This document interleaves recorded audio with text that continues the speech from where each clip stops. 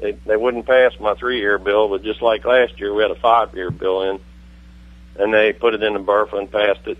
This year we put it in the BRFA and passed it. It is in actually the BRFA conferees did agree and signed the document, but you got to go back and concur, and the House didn't concur in it. I guess they ran out of time. So there is, I think it's $1.159 million in the BRFA to hold our loss at 5%, but that's a 1-year thing. And I've said before it's going to be tough to get it another year. So if we get it, and I'm sure we will once we do a BRFA, whenever that is, the likelihood of getting it another year is probably slim. But it would be very helpful for this year. And in all honesty, I think once we get back and do whatever is going to be done, it'll stay in the BRFA, and the county will get it. But we don't know when that's going to occur. It has to occur sometime before July 1st. Does it start over again?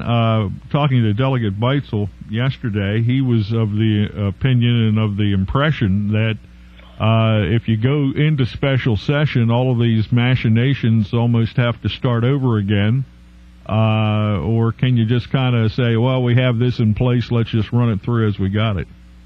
Well, it basically does start all over again. That is correct. But because they signed prior to the sine die of the session, and we're talking about the BRFA because both sides agreed and signed it, we just didn't have time to get through the House. They'll use that as a starting point. I mean, they'll draft up a BRFA. And you'll have a bill, and you'll have a hearing, just like you do in a regular session. So it'd be like a new session. They'll draft a BRFA. They'll have all these things in it. They'll have a hearing. The committee will vote. It'll go to the floor. You'll debate it, and then you'll take a vote and do like your normal process. So yes, that's how it would work. Was this crash of state government at sine die at the end of the session there engineered, in your opinion, to hear the screams of people that will be affected by the doomsday budget? I can't speak for the hierarchy. Who knows? They don't, when you're in the opposition party, they don't keep us too informed on some things, and who knows what the leadership's thinking is. I mean, they're thinking might be, look, if you don't come around on some of this stuff, here's what could happen, or here's what would happen. To say, okay, now you don't want this to happen, so what are you going to do? I'd just like to go back and start over in the budget, which you aren't going to do, and just look at level funding versus the doomsday budget, where they went through and just picked and choose, and look at where would level funding get us and start from that point. There are some things you really can't level fund, but you hold it to just whatever the increase would be based on the federal government's dictates, some of these programs. And then you go from there, but that isn't going to happen. Although a couple more of them are mentioning talking about level funding and things till we get our house in order. So I don't know. I mean, they threw a mix of there was a gaming bill, which the president seemed to want pretty much thrown in the mix at late in the session. They accused him of holding stuff up to get that passed. He denies that. So I'm not sure, and I don't think the governor and his staff was overly involved in the workings between the House and the Senate on trying to get the budget passed, because it was considerably different than what he introduced. But that's where you're at, and then you got people pointing fingers, and it just makes the whole legislature and the executive branch look bad and the process look bad. You've been in Annapolis for about 31 sessions now? 30. 30? Okay. Is this the most screwed up you've seen it?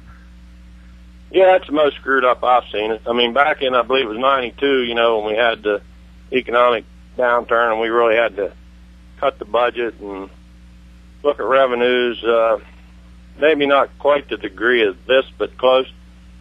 We had several special sessions, I think maybe even extended that session to try to get things worked out, but there was a more of a working this like atmosphere to work together to get something worked out versus this seemed to be like, you don't want my piece of the pie I want to give you, and I'm not giving it to you because you won't accept mine, and that kind of thing.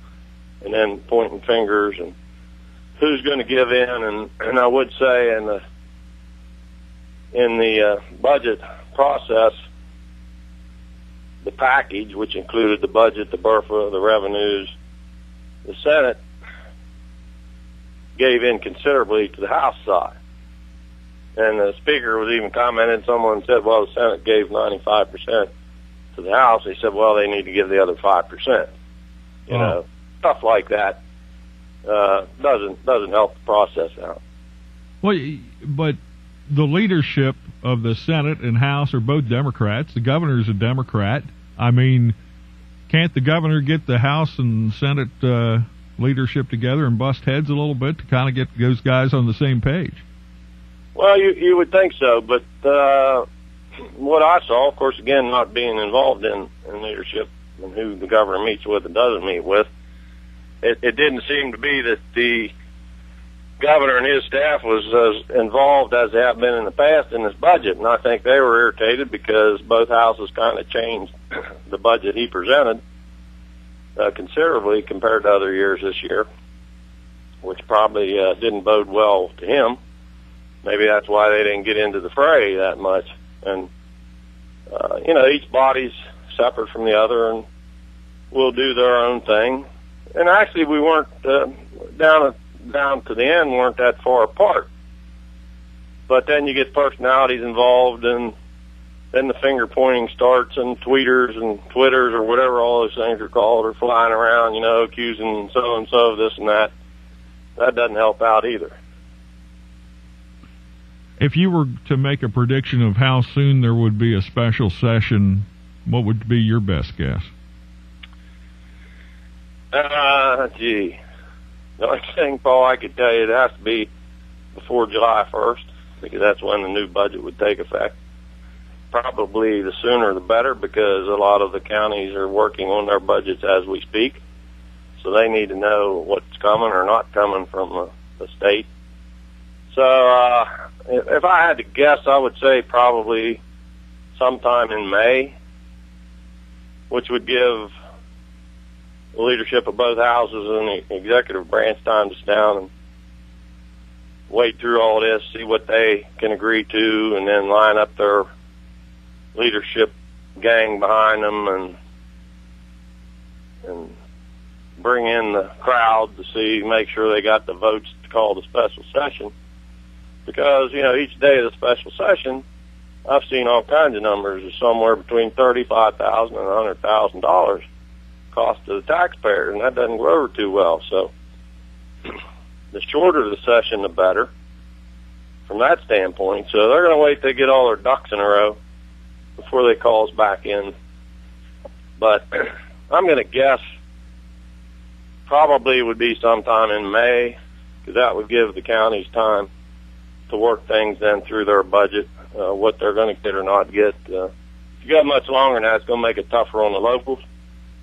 I mean, actually, the state could wait till June 30th because the budget doesn't take effect till July 1. Plus, we already have a budget. But it's one that a lot of people don't like. You are going to get, I'm sure, the question from the Garrett County Commissioners and the Board of Education and asking for your advice on what they should do at this point. What should they do? I got all the good questions today, don't I? Yeah, what's that? Johnny Carson used to play Conan or something. Karnak. Yeah. Yeah. Answer all those questions first, and then the questions asked. Yeah. Again, I think. Well, we're going to end up with a BRFA. I don't think it's going to change tremendously from what's there. So I think they can count on disparity grants. I think unless something falls out of the sky, they can count on the 1.159 we got this year for Garrett. Hold harmless, so to speak, at 5%.